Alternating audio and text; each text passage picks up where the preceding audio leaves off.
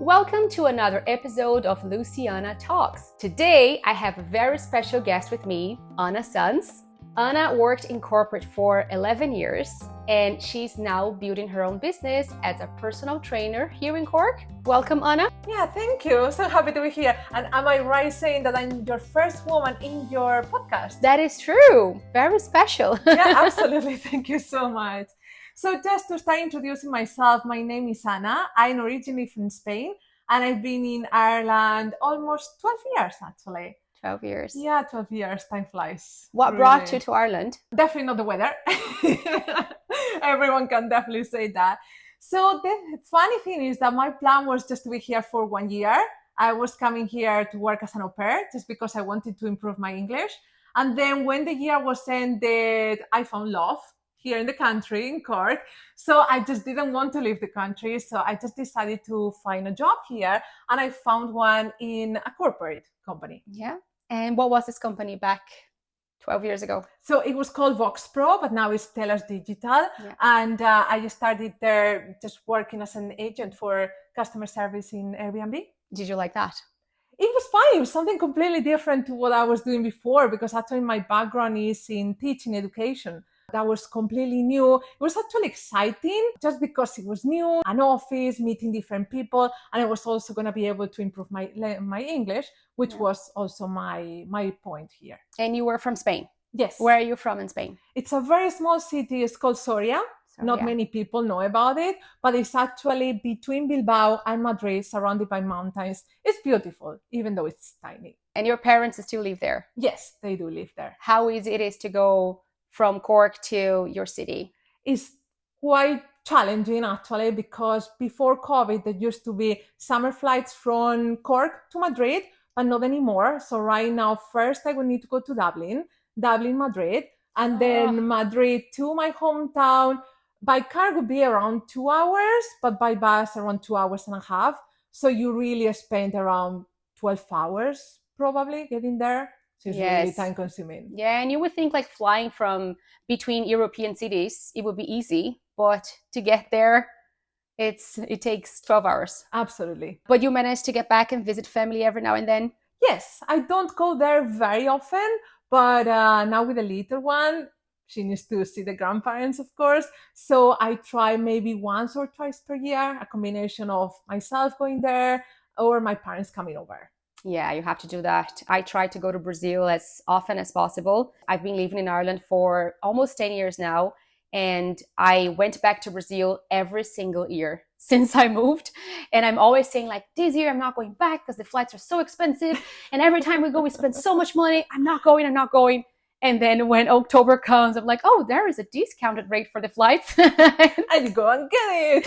And it's just the excuse I needed. And then like there wasn't a single year that I failed. Like I come back every single year. And this year, it's just the same thing. I'm telling Colin, my husband, like, we're not going this year. Flights are so expensive. We need to save money. But I know that September, October comes, I'll be like, flights are booked, we're going. Because you will be waiting for the discount. Yes. And I think about my godchild, my nieces, my nephews that are growing up. And I like, if I have the opportunity to see them at least for a week or two, because I'm not there to be going to their birthdays or to their like special occasions throughout the year. But if I can be there for a full week dedicated to spending time with them, that's my way of saying I'm here. Let's talk about your new business. Yes. You're now wrapping up 11 years in corporate, being so very brave to start your own business as a personal trainer here in Cork. Yes. Walk us through this, please. Yes. So basically what happened is that after working there for 11 years, I was made redundant in the company because there were some changes going on there. I decided that it was just the right timing to start something new. I could have just looked for a job similar to what I was doing before, but 2 years ago, I completed the qualification to be a personal trainer because it was something that I was truly enjoying. Now, because I had the qualification, is something that I always like, I decided now or never, let's go for it. It is scary, definitely. But if you don't even try, you don't know if you're going to be successful or not. Yes. And what got you more interested in the prenatal, postnatal? Is it because of your own experience as a mother? Yes, absolutely. So I had an absolutely beautiful experience myself, being pregnant and giving birth and going back into exercise right after the pregnancy. Because I was so lucky with all this process, I was able to exercise every single day during the pregnancy. I felt so good.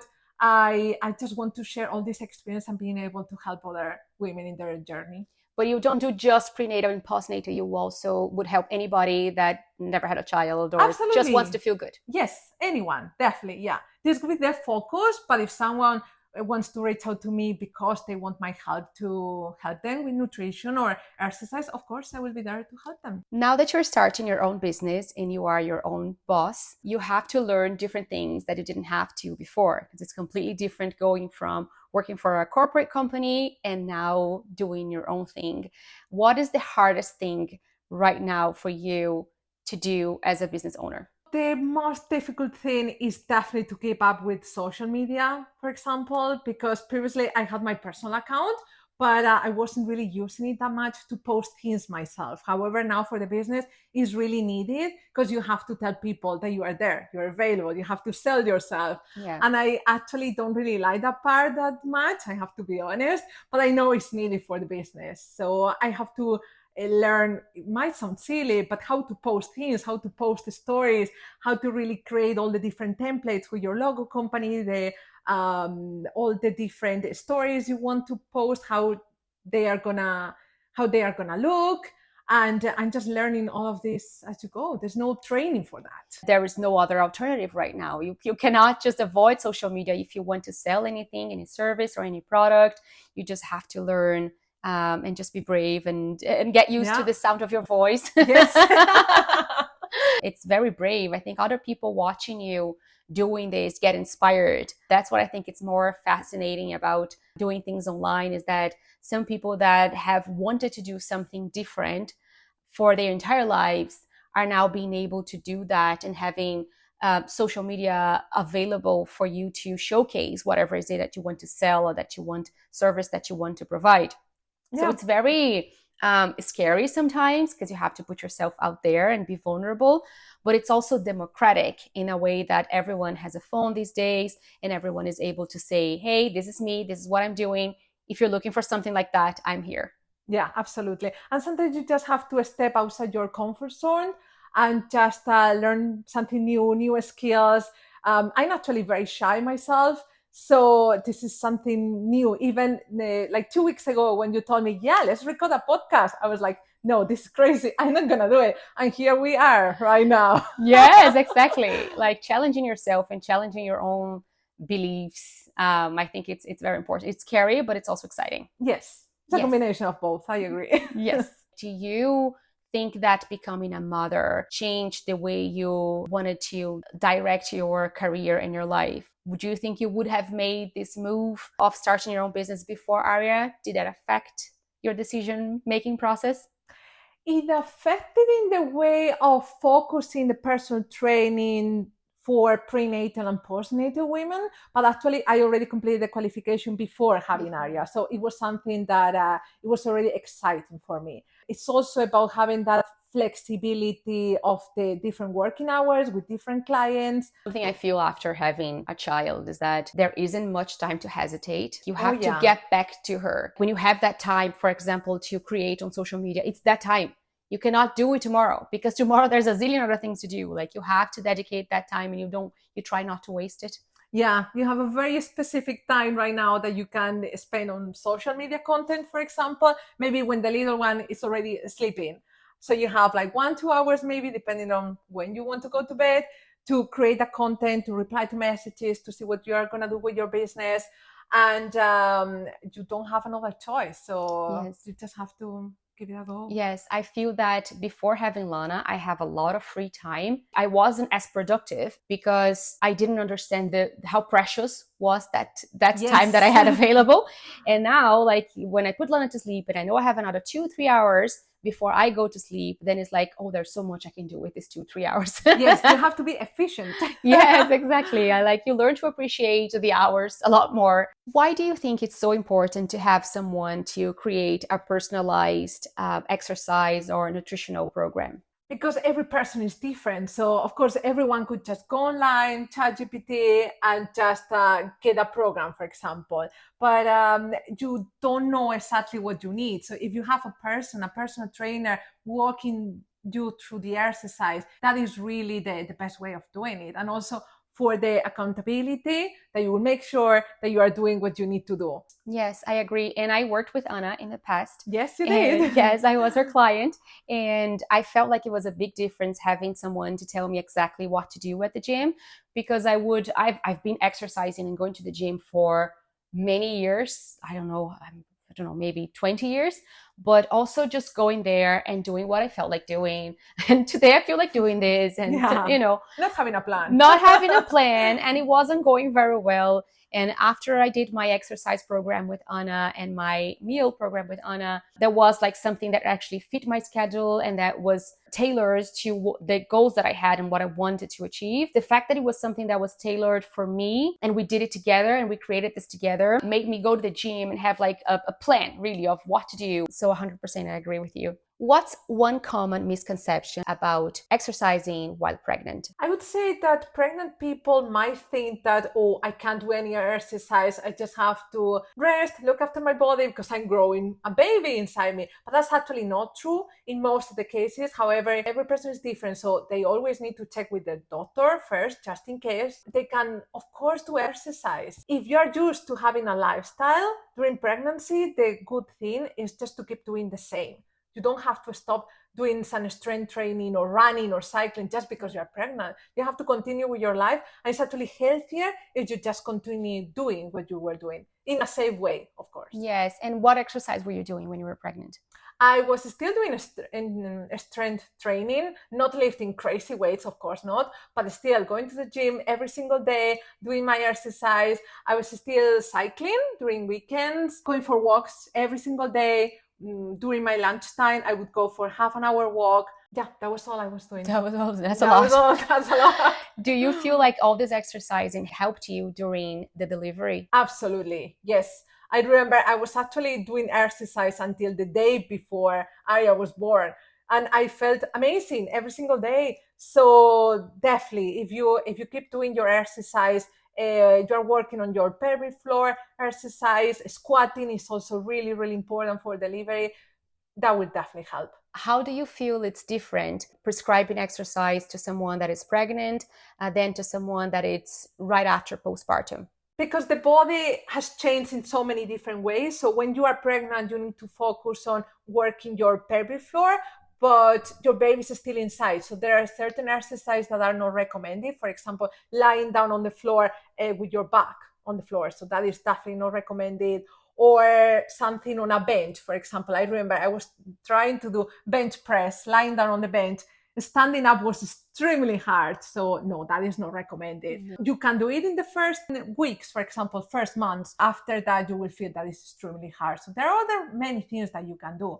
And after the delivery, the body needs to recover. You have gone through so much during giving birth to this little new baby you have. So it's basically core recovery, pelvic floor recovery, and you work from there. Very slowly, just listen to your body and see what you can do. Just being able to get out of the house and have time for yourself with someone that gives you the accountability you need, and even to like talk. Absolutely. Look, this is what's going on. Yes. Having someone that is not only helping you with your health journey, but also a friend, someone that you can talk to, that went through the same thing that you were going through, that you can talk to, and you can have this own time for your own self. Absolutely. All babies are very welcome to all the sessions in the gym, but if the person wants an alone time from the child, that's totally fine. And yeah, as you said, sometimes it's not just about the exercise, it's about the connection with the person. And then if you can do some exercise and feel better with your body, definitely much better. How did people around you react when you said you wanted to become a personal trainer? Everyone reacted in a very positive way. To be honest, the reason why I became a personal trainer and I completed the qualification, it was because my coach actually encouraged me to go through that course. During that time, I was still working in corporate job, so it was pretty tough, to be honest, to be working full time and doing the course, which was pretty intense, to be honest. When I realized it was the right timing to start the business, I started telling other people in the different groups that I attend with Aria, breastfeeding groups about the milestones and moments. There are so many different groups in Middleton to help different people. And I was telling them that I was going to start this. And they were all really impressed, like, oh, this is amazing, you're going to be great. Even the owner of the gym, TK Fitness in Middleton, when I told him about the idea, he was so excited. Oh yeah, bring your clients here. Really, really positive. Even my husband also encouraged me a lot to start the business. So let's hope it goes really well. It will. It's already going very well. Now, some quick questions. What is your favorite beverage? I really like coffee, but I just have one coffee in the morning, a cappuccino. Then I love tea, but not during the summertime because it's just really warm. So tea, coffee, water. Tea, coffee. Do you like whey protein? Well, yes, I also have that with porridge in the morning for breakfast. What's your favorite food? I don't really have a favorite food, but I love carbs. Any type of carbs. I love bread, pizza, pasta. Good that you have the great genes that you can have all the pizza and the pasta. Not have to worry about it. Your favorite travel destination? A beach destination, somewhere warm, Mediterranean city, for example. But I also love mountains at the same time. So it could be a city with a sea and mountains at the same time. Your favorite sport?